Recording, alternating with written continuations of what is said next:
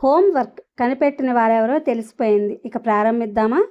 Homework ఈ పదం విద్యార్థులకు కోపం తెప్పిస్తుంది. దీన్ని ఎవరు కనిపెట్టారో తెలుసుకోవాలని చాలామంది అనుకుంటారు. అలాంటి వారికి ఇదిగో సమాధానం. హోంవర్క్ అనే మాట వింటేనే ఎవరికైనా కంపరం ఎత్తుతుంది. వర్క్ ఫ్రమ్ హోమ్ అయితే ఉద్యోగులు పండగ చేసుకుంటారేమో కానీ విద్యార్థులు మాత్రం హోంవర్క్ అంటే రగిలిపోతారు. అంతసేపు స్కూల్లో కూర్చుని పాఠాలు విని రావడమే కాకుండా మళ్ళీ ఇంటికి వచ్చి అదే పని చేసుకోవడం విద్యార్థులకు నరకమే. అందుకే ఈ హోంవర్క్ కనిపెట్టిన వాడు ఎవడబ్బా అని అప్పుడప్పుడు అనుకుంటూ ఉంటారు.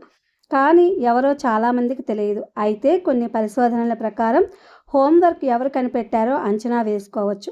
ఓ అంచనా ప్రకారం ఇటలీలోని వెనీస్కి చెందిన రాబర్టో నెవిల్లిస్ అనే టీచరు హోంవర్క్ అనే విధానాన్ని ప్రారంభించారని చెప్తుంటారు. ఆయన సరిగ్గా చదవని విద్యార్థులకు ఈ పనిష్మెంట్ ఇచ్చేవాడట. అయితే ఇది ఇప్పుడు కాదు, 1000 ఏళ్ల కిందట, అంటే 1195లో అట. అందుకే దీనికి సంబంధించిన విశేషాలు తెలుసు కానీ సాక్ష్యాలైతే లేవు. అందుకే రాబర్ట్ నెవిల్లిస్ను బెనిఫిట్ ఆఫ్ డౌట్ కింద వదిలేయచ్చు. అయితే హోంవర్క్ అనే దాన్ని నిజంగా ప్రారంభించినట్లు ఆధారాలున్న మహనీయుడు మాత్రం జాన్ అమేస్ కొన్మేనియస్. ఈయనను ఫాదర్ ఆఫ్ మోడర్న్ ఎడ్యుకేషన్గా కూడా పిలుస్తుంటారు.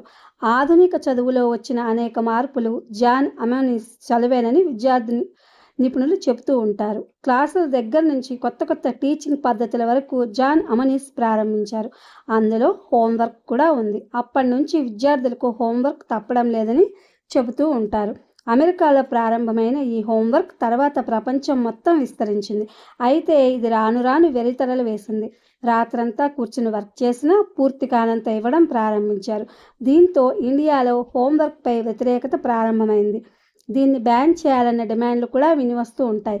హోంవర్క్ పిల్లలను ఒత్తిడికి గురి చేయడమేనని చెప్తూ ఉంటారు. కారణం ఏదైనా హోంవర్క్ తప్పడం లేదు. హోంవర్క్ బాధితులందరికీ హోంవర్క్ కనిపెట్టిన వారెవరో తెలిసిపోయింది కదా.